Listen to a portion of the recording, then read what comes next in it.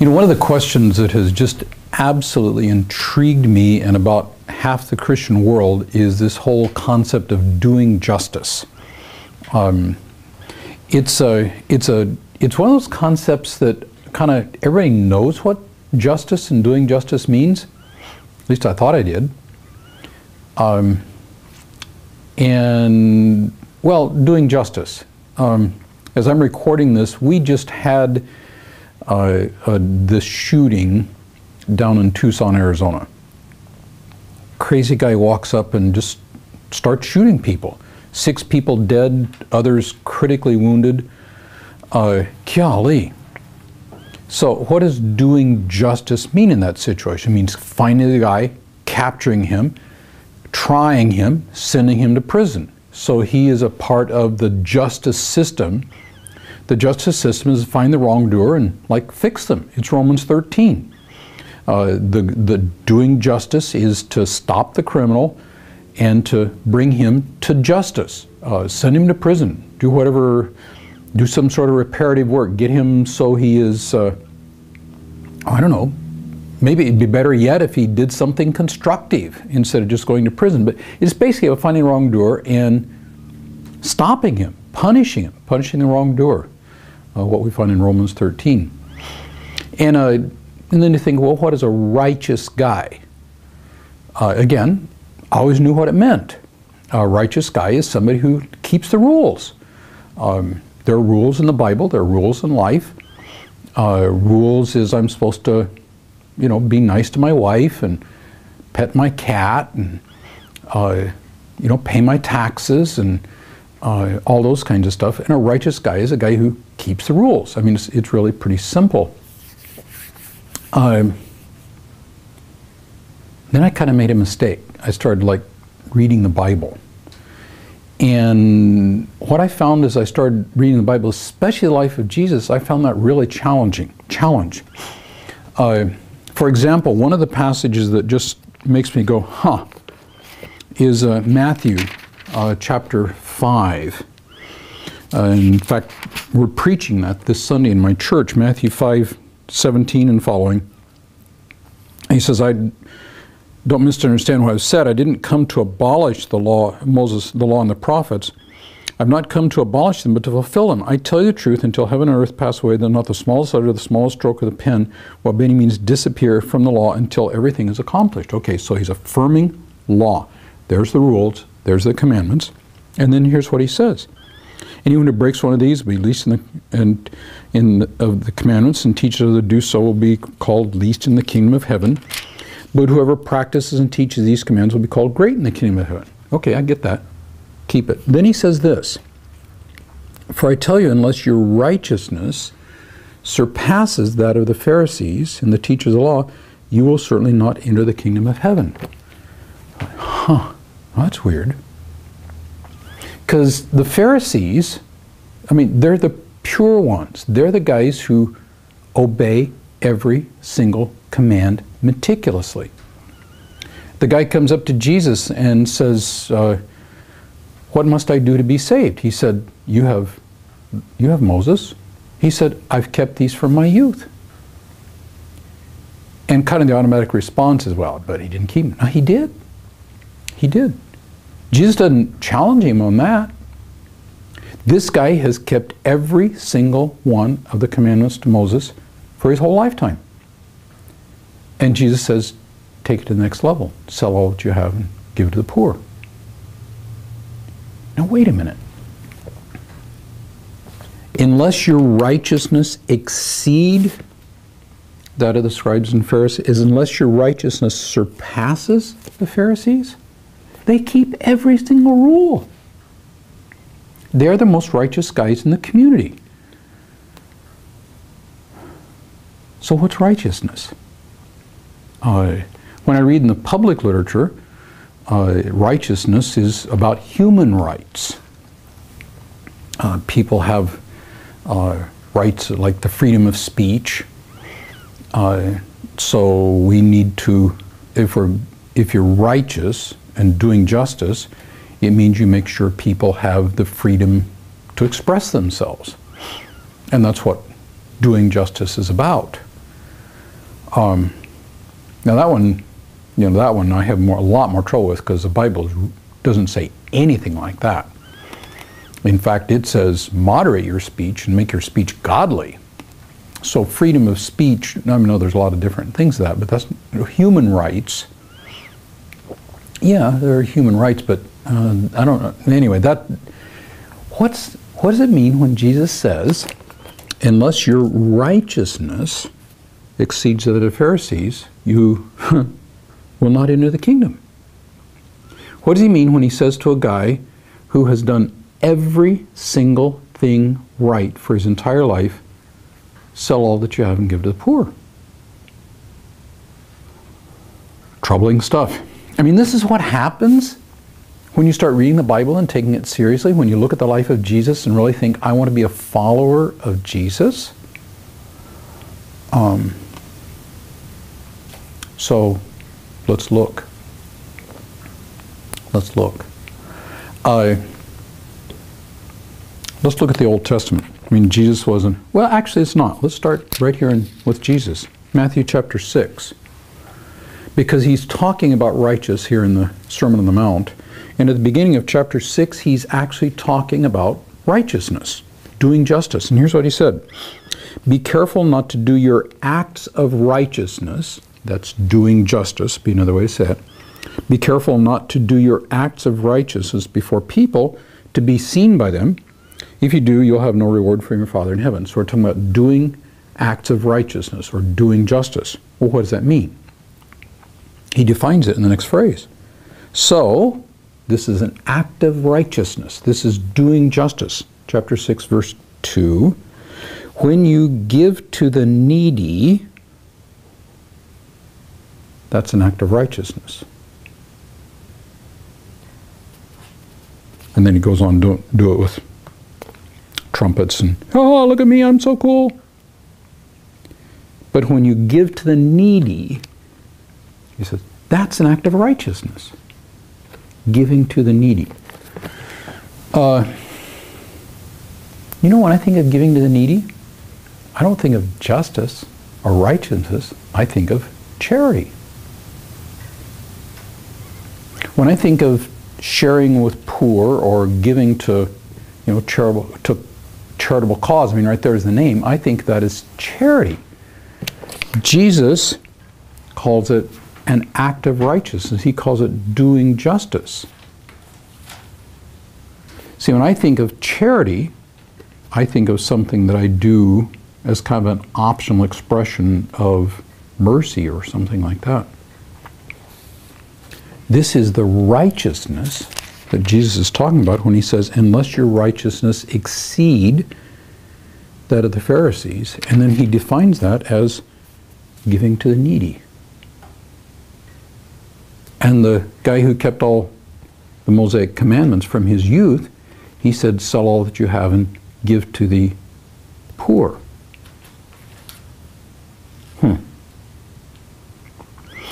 So righteousness, justice isn't just stopping the criminal and bringing him to justice. It isn't just keeping the rules and doing that sort of thing. It's going beyond that. Well, what is it in the case of God? Because if we are image of God creatures, and we are, then what does God do? Well, let's look at another passage in Deuteronomy chapter 10. Deuteronomy chapter 10 is Moses, the guy that the Mosaic commandments came through. Here's what he's describing in Deuteronomy chapter 10, verses 17 and 18. Deuteronomy 10, 17 and 18. He says, for the Lord your God is a God of gods and Lord of lords. I mean, we know that. He is the God. Mighty and awesome, who shows no partiality. Okay, I get that. That's justice. And accepts no bribes. Okay, so he's not corrupt. He defends the cause of the fatherless and the widow and loves the alien, giving him food and clothing. Verse 18. He You know, I've been reading NIV here, and it says, he defends the cause of the fatherless and the widow and loves the alien, giving him food and clothing. But actually what it says there, if you look in one of the more literal translations like New American Standard, verse 18 reads like this: he executes justice, or does justice. NIV correctly trends the concept, because when we think of executing justice, we think of something different than what's here. Here's what God does. Here's what God does. The God of gods and Lord of lords, almighty and holy and awesome. He shows no partiality, accepts no bribes, so he's not corrupt. He's a God of integrity. He does justice. For whom? For the fatherless and the widow, loves the alien, giving him food and clothing. God does justice. And it's actually the word mishpat, which is one of the great words of the Old Testament, tzaddik and mishpat. Tzaddik is, we translate righteousness, and mishpat would be justice. He mishpats.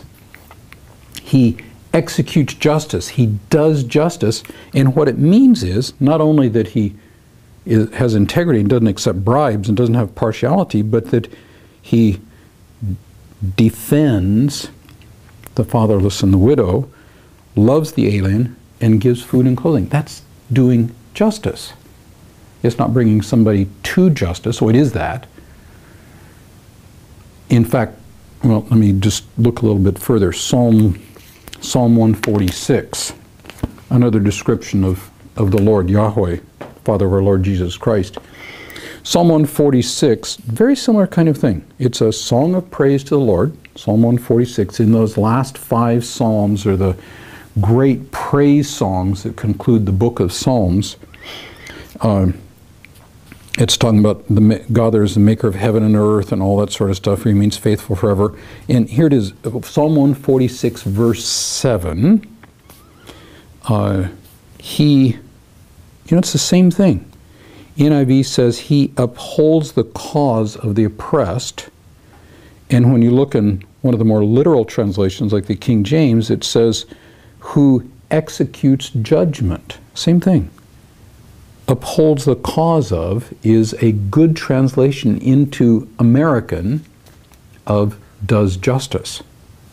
He does justice for the oppressed, gives food to the hungry, sets the prisoner free. God does justice, Yahweh does justice, and it means that he goes to the oppressed and the hungry and the political prisoner to set them free. That's what doing justice is.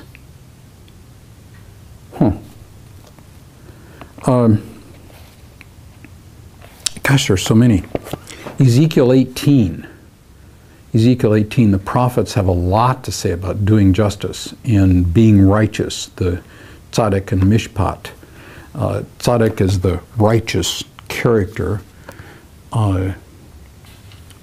Mishpat is doing justice. But here, Ezekiel 18. And Ezekiel 18 is one of those just incredibly powerful passages. I'd love to preach that, but got a different thing here. But it's describing the righteous man. This is Ezekiel 18, verse 5. Suppose there is a righteous man, a tzaddik man, tzaddikah, who does what is just and right. So it's a righteous man who does right, tzaddik and mishpat. He does not eat at the mountain shrines or look at the idols in the house of Israel. So he's loyal to Yahweh. He's loyal to God. He committed to and faithful to Yahweh. That's an important part of justice, doing justice, is being loyal to Yahweh. You could do good things, but if it's not in loyalty to Yahweh, it wouldn't be justice. You know, that this is something that's really important in these justice discussions, is for a lot of people, they look at it's only what you do that counts. But in Bible, it's who you are connected with. And in Scripture, this is Ezekiel 18, and it's a big theme in Ezekiel. The righteous man, the one who does justice, is not going to other shrines. He is not going to idols.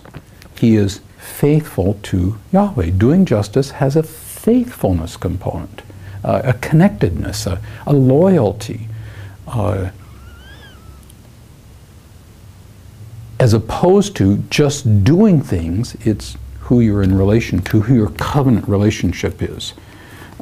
Example of this would be, say, well, it's something I deal with a lot. And on the pastoral side of my life is I deal with people all the time who, guy and a gal, want to move in together. And the word they give me when I ask, well, what about getting married? Well, we're married in our heart. I say, we're married in our heart.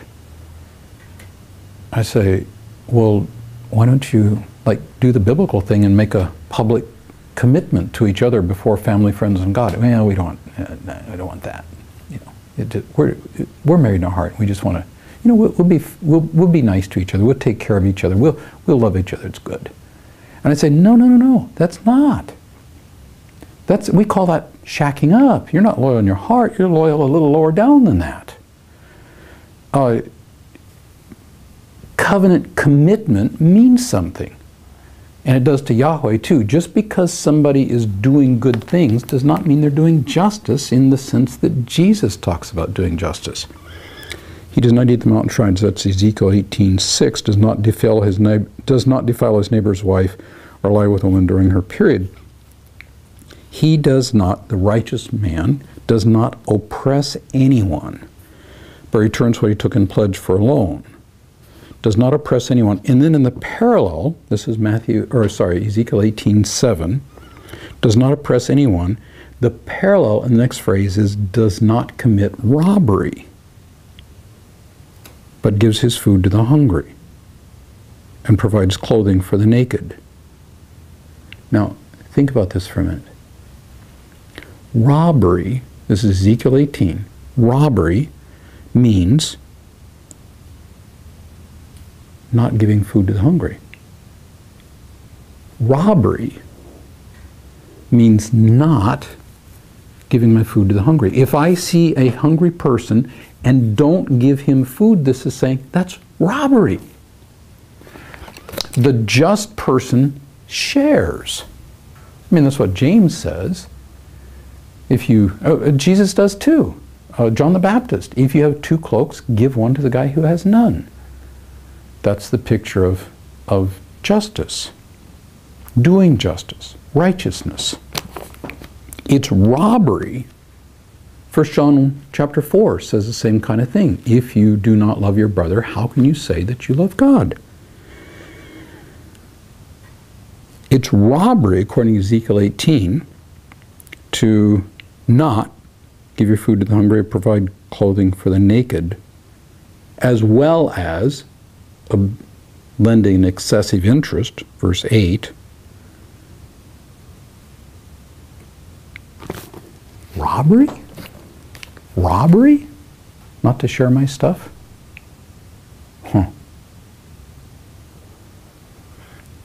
This picture of what justice is such a huge topic, and the more I read about it biblically, the more it challenges me. It's not punishing the wrongdoer only, it is that. It's not being a person who keeps the rules, it is that. But it's got to exceed that, is what Jesus says in Matthew chapter 5. Your righteousness must exceed that. The guy who's kept all the commandments his entire life must give away, sell his stuff and give to the poor. Why? Because that's what Yahweh does. That's what Yahweh does. That's what Jesus does. And, well, let me think just a little bit further.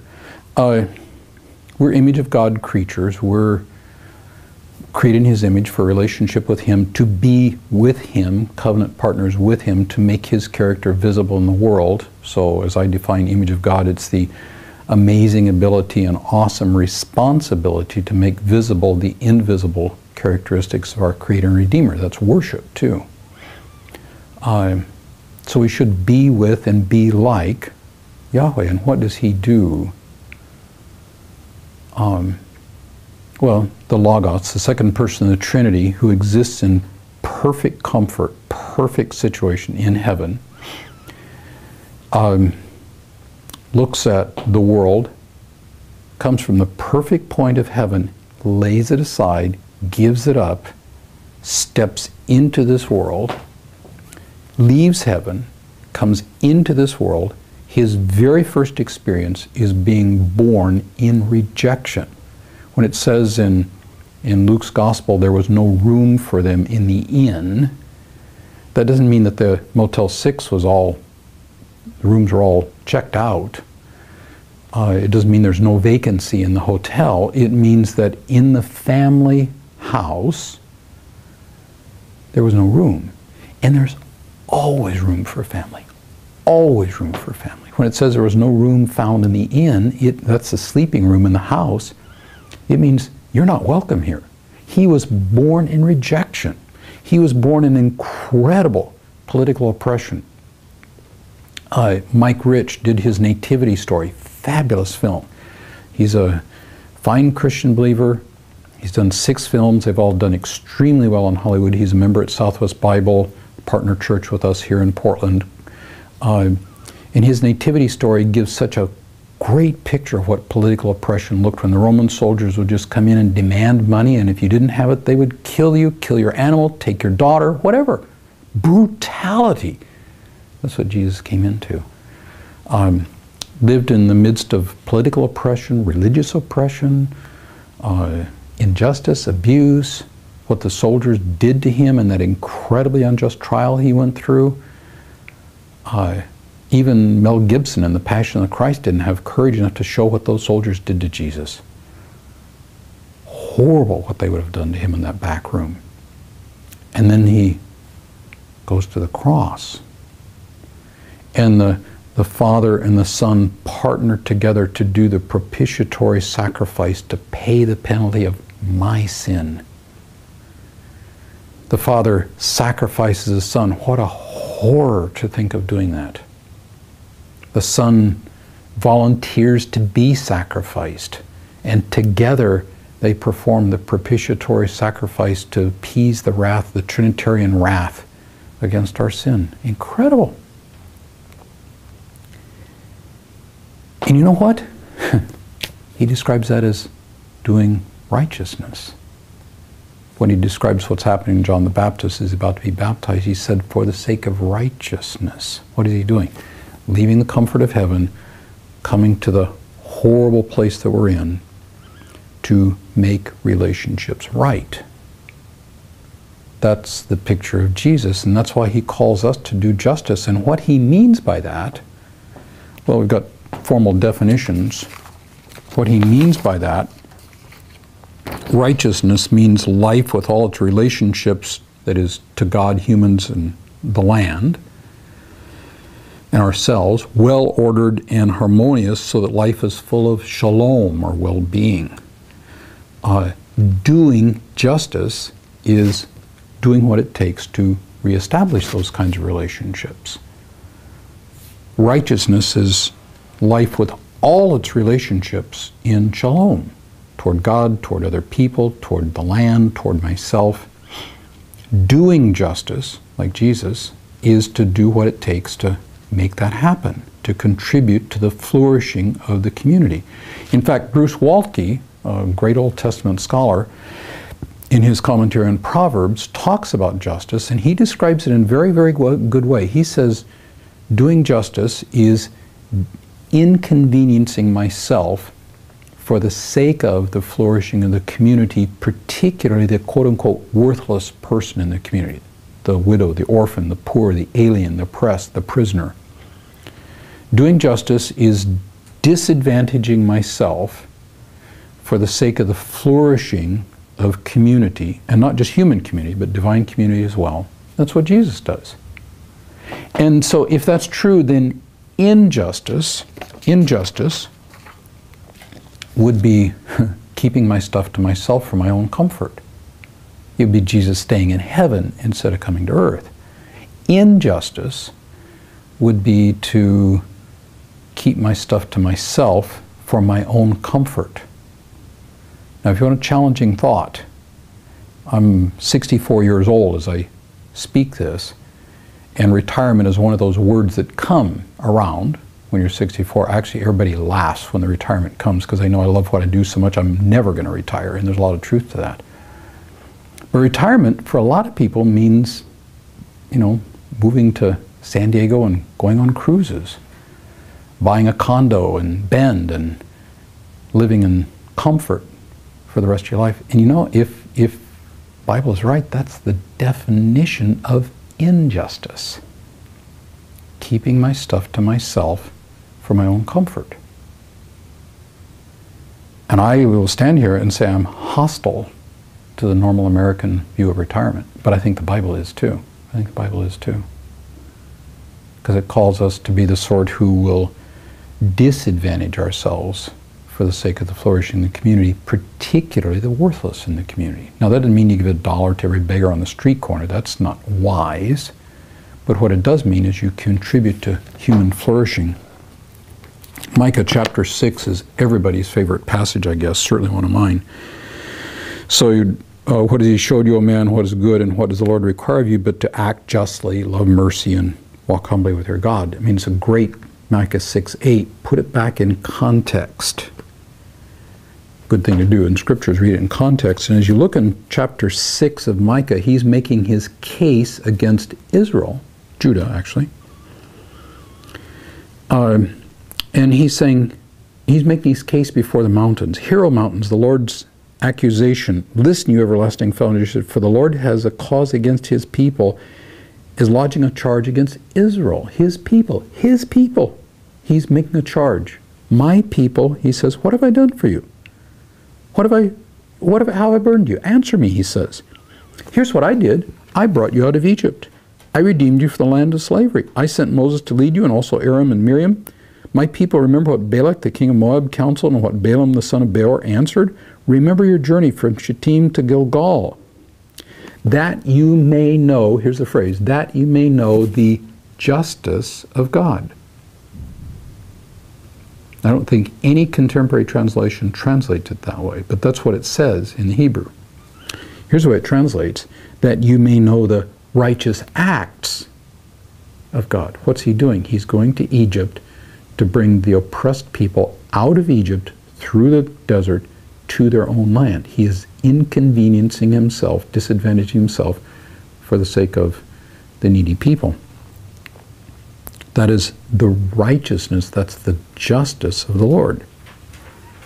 Then he says,